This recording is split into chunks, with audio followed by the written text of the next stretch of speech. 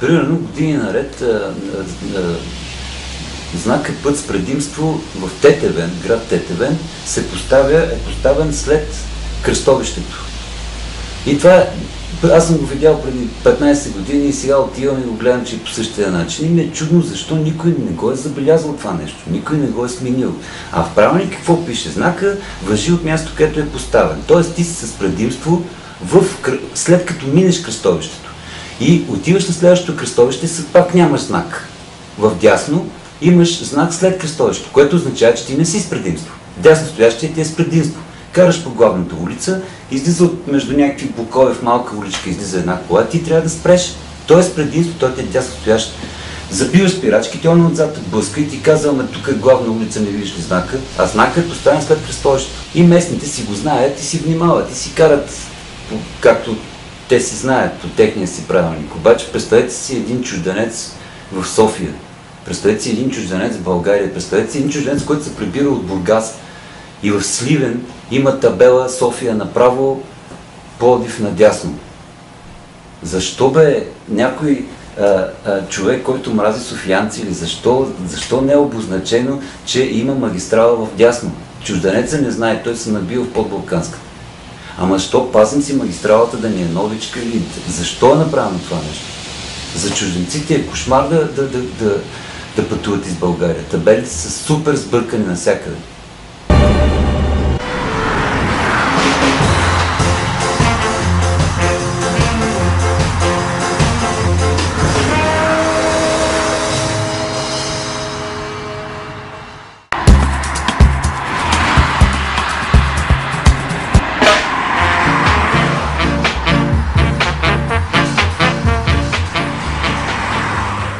В София има в момента всички карат по един неписан правилник, някакъв софийски стил на каране, който е абсолютно вече узаконен, по никакъв начин не се противят на този софийски правилник неписан.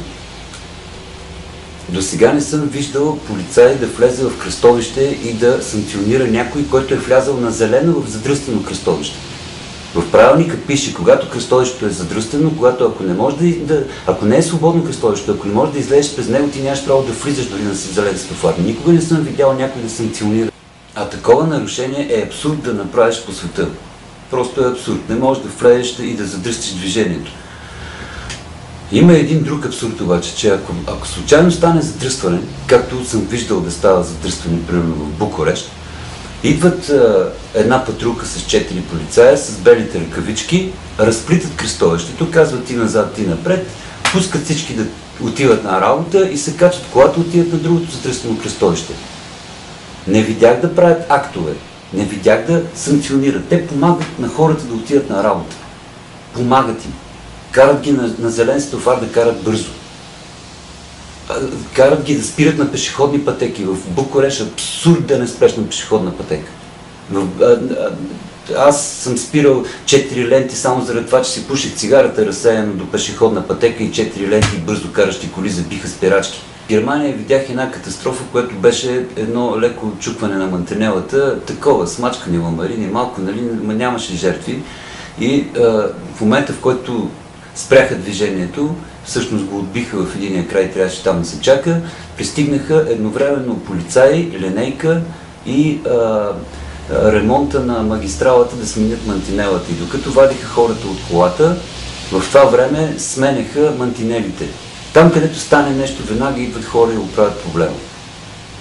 Ако на едно място станат повече от една катастрофа, винаги това място е обозначено с 100 допълнителни табели, мигащи, лампи и какво ли не.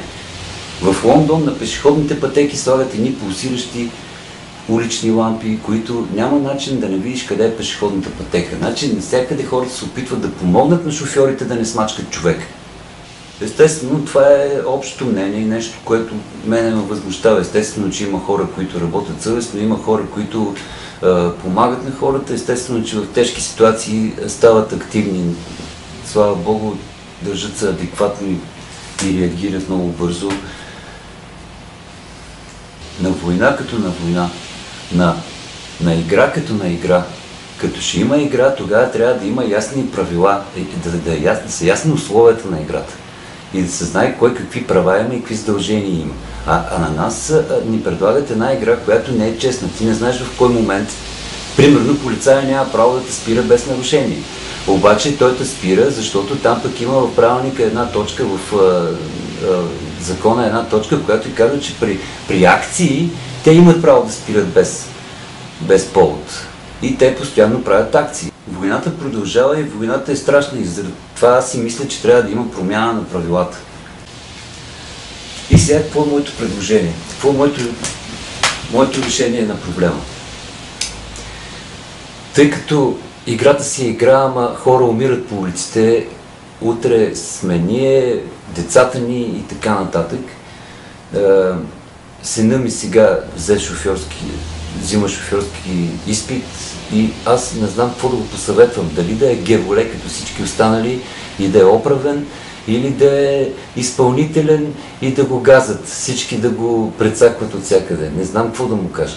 Заради това реших, че най-хитрото нещо е ние сами, колегите шофьори, да си решим проблема с движението и да си направим един наш правилник, който вече ще е построен по една друга логика. Значи, първо, една от точките в този правилник, примерно, да бъде винаги по-мощната кола е с предимство. Като видиш по-мощна кола, отбиваш си вдясно, намаляваш си, той си минава и няма проблем. Няма катастрофа, няма напрежение, няма нерви, няма псовни, няма заплахи, няма нищо. И така ти е много по-лесно. Примерно, като видиш, че някой минава на червено, веднага спираш и го пускаш, иначе ще стане проблем. Или ще се бъснете, или ще се скарате, или ще се задръсти кръстовището, спираш. И в правилника да пише, примерно, че черните коли са с предимство пред шарените. Като някой шарен ама ако е червено Ферари, пък той е с предимство пред всички черни. И на този принцип да бъде изграден правилник. И най-вече да има ред. Който има най-много пари, който си купил най-бързата и най-скъпата кола, той да има най-много предимства. Така ще ни е спокойно на всички. И естествено ще има една друга точка, че пред всички черни и мощни коли, пък с предимство е Голф единица, защото той няма спирачки. По-добре да си мине и да не се блъскате. Да има точка на нарушителите винаги с предимство. Ако видиш, че някой кара в насрещното, веднага спираш, правиш му път. И там ще си пише, че нямаш право да караш без колан или да говориш по телефона, защото пък тогава пък влиза в действие една друга схема, в която те хващат полицията. Защото тя и полицията ще има малко участие в този новия правилник. Не верно, че сами ще се контролираме, обаче полицията ще си пази пак за колани. Пияни шофьори винаги с предимство. Като го видиш, че пили гуми на място, значи човека е пиян. Спри, изчакай да замине, той няма да те блъсне, ако не тръгнеш ти да се блъска с него. Ако пък случайно ти си спрял на място, пък той да те блъсне, тогава веднага потувате случая, защото иначе какво става? Той почва да го разследва, ще го вкараш в затвора. Отиваш при застрахователите и казваш, че те е нямало, на паркинг са те ударили, защото той е пиян и по новия правилник е с предимство.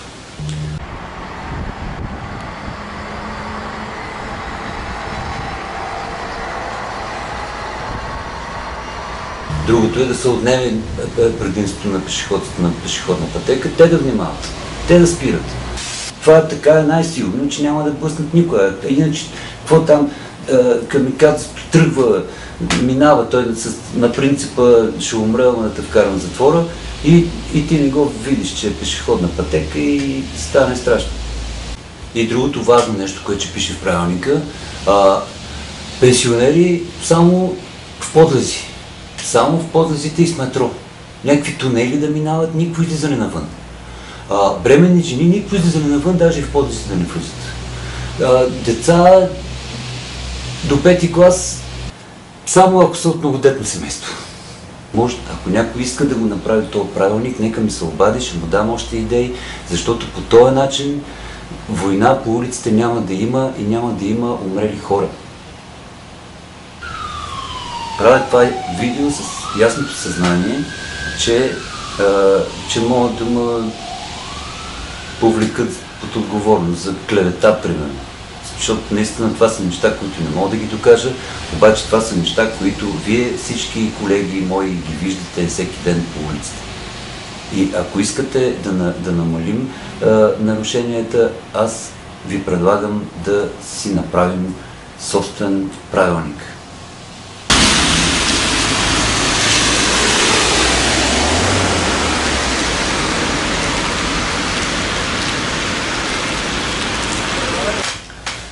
И така, ставам, правя действеници в опори, помпя мускулите, скачам в колата и на фронта. Приятно пътуване. Дясното му е природонаучния и са симетрични. Едно към едно. Градските библиотеки. Какво е?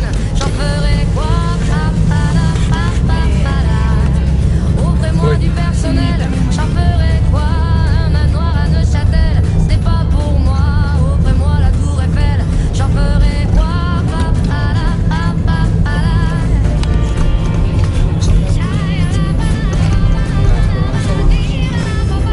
Je veux de l'amour, de la joie, de la bonne humeur. Ce n'est pas votre argent qui fera mon bonheur.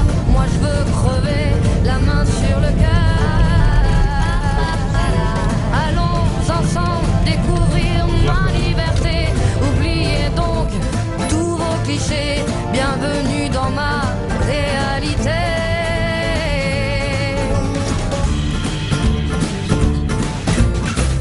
J'en ai marre de bonnes manières, c'est trop pour moi. Moi je mange avec les mains et je suis comme ça. Je parle fort et je suis France, excusez-moi. Fini l'hypocrisie, moi je me casse de là, j'en ai marre des lampes de bois. Regardez-moi, de toute manière, je vous en veux pas. Et je suis comme ça. Je suis comme ça. Je veux de l'amour, de la joie, de la bonne humeur. Ce n'est pas votre argent qui fera mon bonheur. Moi je veux crever la main sur le cœur. Allons ensemble découvrir ma liberté. Oubliez donc tous vos clichés.